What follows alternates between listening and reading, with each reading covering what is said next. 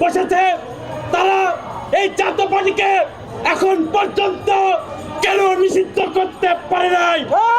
এই জবাব ইন্টারিম সরকারকে দিতে হবে।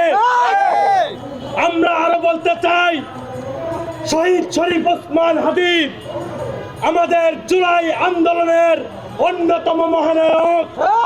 শহীদ শরীফ ওসমান হাদী যার কণ্ঠের মধ্য দিয়ে স্বৈরাচার ফাঁসিবাদী দোসরদের বুকে কম্পন সৃষ্টি করত, এরকম একটি প্রতিবাদী কণ্ঠকে, যাকে সারা বাংলাদেশের প্রত্যেকটা মানুষ চেনে, তাকে কিভাবে প্রকাশ্য দিবালোকে গুলি করে হত্যা করা হয়েছে, সেই হত্যার আমরা বিচার পাই নাই। অনতিবিলম্বে শহীদ শরীফ ওসমান হাদীর বিচার কার্যকর করতে হবে।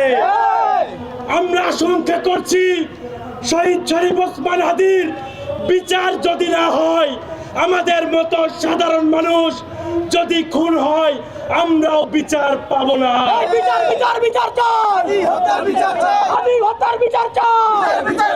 আগামীর বাংলাদেশে যদি আপনি চান আপনার উপরে ন্যায় বিচার প্রতিষ্ঠিত হোক, তাহলে বাংলাদেশের প্রত্যেকটি নাগরিককে শহীদ শরীফ ওসমান হাদীর হত্যার বিচার চাইতে হবে।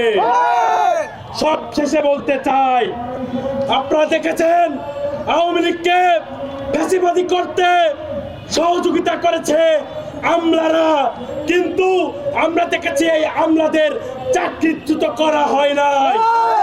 স্পষ্ট কথা, আগামী নির্বাচনের আগেই ফ্যাসিবাদী আমলাদের অপসারণ করতে হবে। শুধু অপসারণই নয়, তাদেরকে গ্রেপ্তার করে বিচারের মুখোমুখি করতে হবে। আগামী 24 ঘন্টার মধ্যে আমাদের দাবির যদি আমরা প্রতিফলন দেখতে না পাই, তাহলে আমরা যমুনা অথবা সচিবালয় ঘেরাওয়ের মতো কঠোর কর্মসূচি দিতে বাধ্য হব।